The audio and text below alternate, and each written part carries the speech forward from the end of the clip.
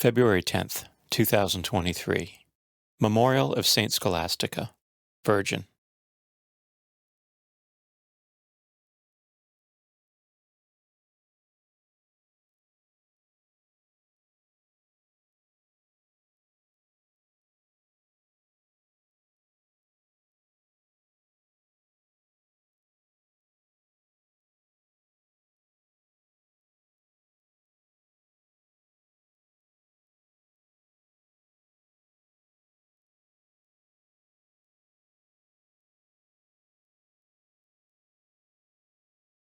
A reading from the book of Genesis. Now the serpent was the most cunning of all the animals that the Lord God had made.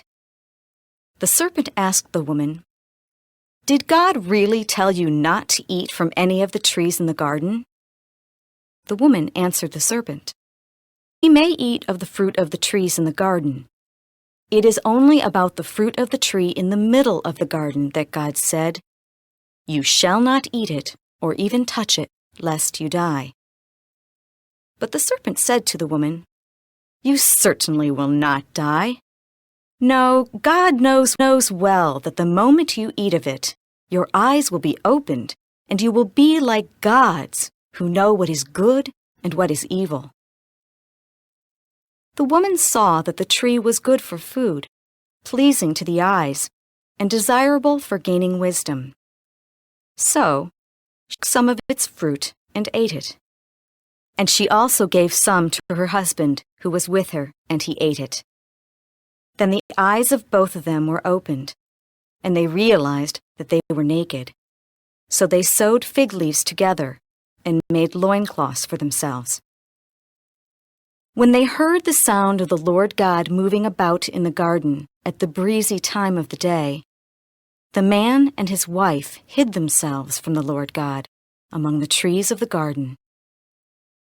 The word of the Lord. Responsorial Psalm. The response is, "Blessed are those whose sins are forgiven. Blessed is he whose fault is taken away, whose sin is covered. Blessed the man to whom the Lord imputes not guilt, in whose spirit there is no guile. Blessed are those whose sins are forgiven." Then I acknowledged my sin to you. My guilt I covered not. I said, "I confess my faults to the Lord," and you took away the guilt of my sin. Blessed are those whose sins are forgiven. For this shall every faithful man pray to you in time of stress. Though deep waters overflow, they shall not reach him. Blessed are those whose sins are forgiven. You are my shelter. From distress you will preserve me. With glad cries of freedom you will ring me round. Blessed are those whose sins are forgiven.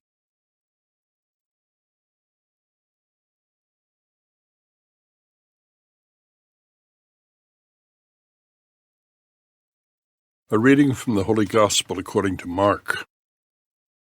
Jesus left the district of Tyre and went by way of Sidon to the Sea of Galilee into the district of the Decapolis. And people brought to him a deaf man who had a speech impediment and begged him to lay his hand on him. He took him off by himself away from the crowd. He put his finger into the man's ears and, spitting, touched his tongue. Then he looked up to heaven and groaned and said to him, "Aphathatha," that is, be opened. And immediately the man's ears were opened. His speech impediment was removed, and he spoke plainly.